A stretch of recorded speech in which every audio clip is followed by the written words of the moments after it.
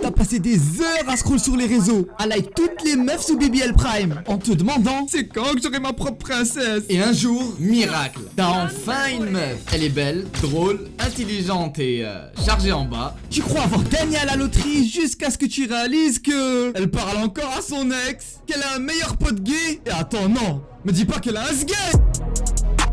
Je suis revenu parce que je devais le faire. Maman avait trop de charges à faire, donc elle m'a drop à Manchester. Première fois que je prends l'avion, l'impression d'être un mec qui que dans les airs. Les meufs d'OnlyFans, tous des grosses voilà, je l'ai dit. Bon, après vous allez me dire, ouais mais Yacine, c'est un peu évident quoi. Ah, j'ai l'impression que c'est pas le cas pour tout le monde hein. Déjà, juste aux États-Unis, c'est banalisé au point que tu vas voir les mêmes meufs faire des tutos cuisine sur TikTok et même apparaître sur les lives des plus gros streamers. Comme si qu'on avait oublié que la même fille montrait son gros cul sous string ficelle pour le prix d'un Capri Sun. Le pire, c'est que ces pourritures de la société, quand c'est pour prendre tout l'argent des simps d'internet, t'inquiète pas qu'elles sont là hein. Par contre, quand c'est pour leur demander elles font quoi dans la vie, elles vont te trouver toutes sortes de réponses pour rester explicite. Et sinon, tu fais quoi dans la vie? Je suis créatrice de contenu.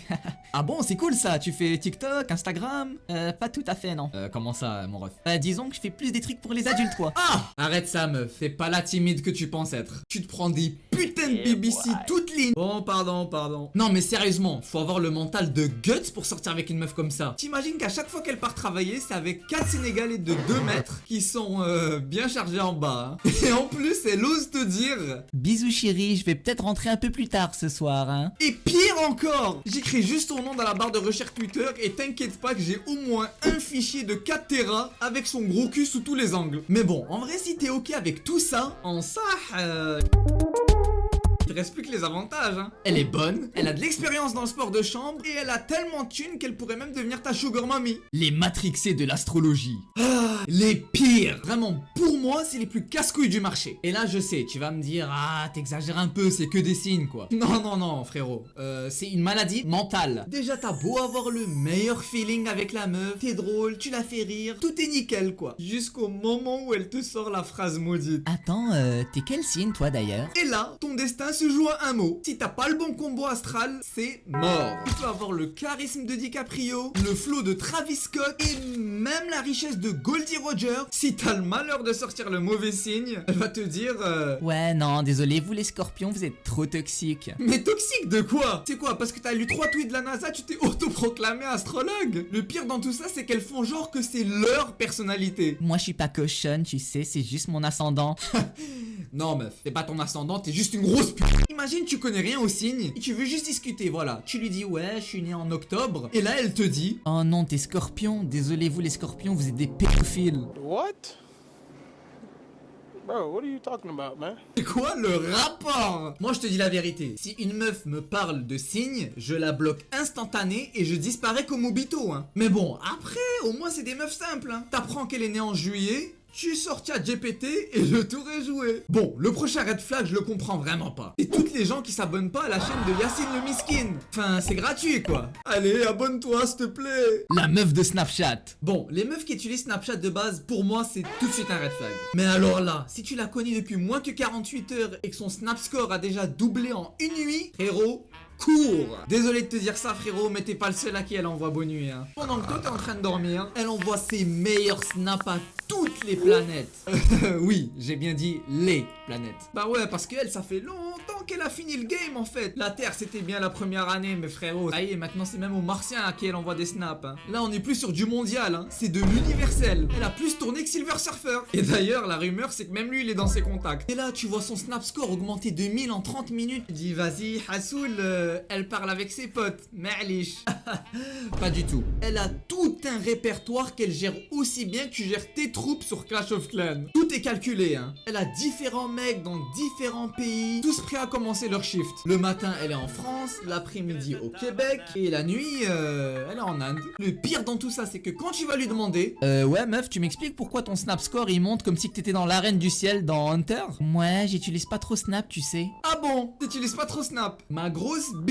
Bref, toutes les meufs qui ont un snap score et amassé le chiffre d'affaires de Ronaldo Prime en Arabie Saoudite, tu peux tout de suite oublier. Parce que t'inquiète pas que loyauté c'est pas dans leur dictionnaire, non. Les meufs entourées de gars. Et là je parle pas de BDH, hein. Même si bon, on aurait pu faire tout un reportage sur ce phénomène. Non, là je vous parle plutôt des meufs qui sont entourées H24 de gars. Oui, mais Yacine, l'amitié homme-femme, ça existe. Bon, déjà je vais pas rentrer dans ce débat parce que la dernière fois que j'ai essayé avec une meuf, j'ai été insulté de misogyne, de raciste, de communiste et tout ce qui finit en ist quoi. Non, là je veux plutôt vous parler des meufs qui disent des trucs du genre Chérie, aujourd'hui je sors. Ah bon et avec qui en fait Avec mon meilleur ami Maxi. Chut. Non, tu peux arrêter ça là en fait. J'ai pas le goût de te renvoyer dans la cuisine donc tu vas vite changer tes plans en fait. Parce que elles, les meufs, elles connaissent pas le football qu'ils sont en train de jouer ces gars-là. Hein. On connaît tous le vice de ces bâtards. Mais bon, on peut juste pas le prouver. Elles, les meufs, elles pensent ouais, c'est juste un pote, rien de plus. Ouais, rien de plus. Mon paf, ouais. Donc je suis désolé, mais moi perso, à moins que vous vous connaissiez depuis la crèche et que vos darons se connaissent aussi, pour moi c'est mort. Les gothiques. Alors bon, c'est un peu à contre-cœur que je les ai mis ici. Ouais, désolé, mais moi j'ai un gros faible pour les gothiques, hein. Non, mais voilà, c'est des meufs bien, des meufs gentilles au fond d'elles, c'est des meufs attentionnées. Ah, t'as capté pourquoi maintenant. Mais bon, vas-y, le problème c'est que oui, les gothiques elles sont timides, c'est pas les genres de meufs qui vont aller voir les autres gars pour tromper ou des trucs comme ça, mais ça vient aussi avec le revers de la médaille. Parce que je sais pas pour vous, mais moi personnellement, j'ai pas envie d'entendre les envies suicidaires de ma meuf. Ah non, déjà que moi j'ai le goût de me jeter d'un pont parce que je me fais top lane par un Jack sur League of Legends, tu vas pas me casser les couilles en fait. Tu vas prendre ta monster et tu fermes ta gueule en fait. Et ça c'est sans parler de leur délire avec le shaitan, hein. Je préfère largement mettre mon fantasme sur les gothiques de côté, hein. Frérot, ça sent un peu trop le vécu ton histoire là.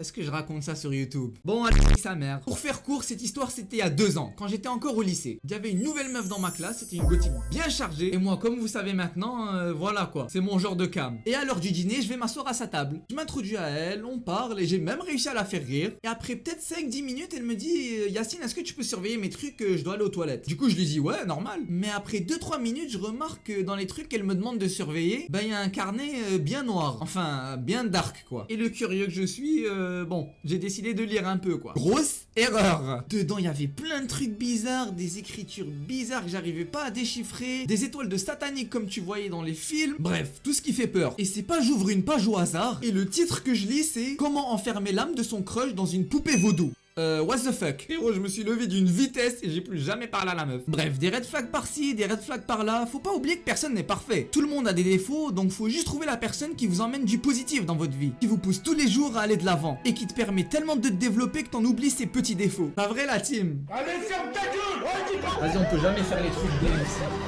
Shout-out aux schizoïdes qui veulent tuer le président. Sœur vient évaluer le patron. Faut tuer Emmanuel Macron. Ils arrivent, j'aime Rose, monte le pont-levis. J'piffe pas avec des gars qui ont pas mon levé. Les poseurs, je les aime pas trop. J'aime que là, je les guette macro. On s'invite à l'Elysée comme Enzo. J'serai déjà comme ça, c'est resté à Benzo.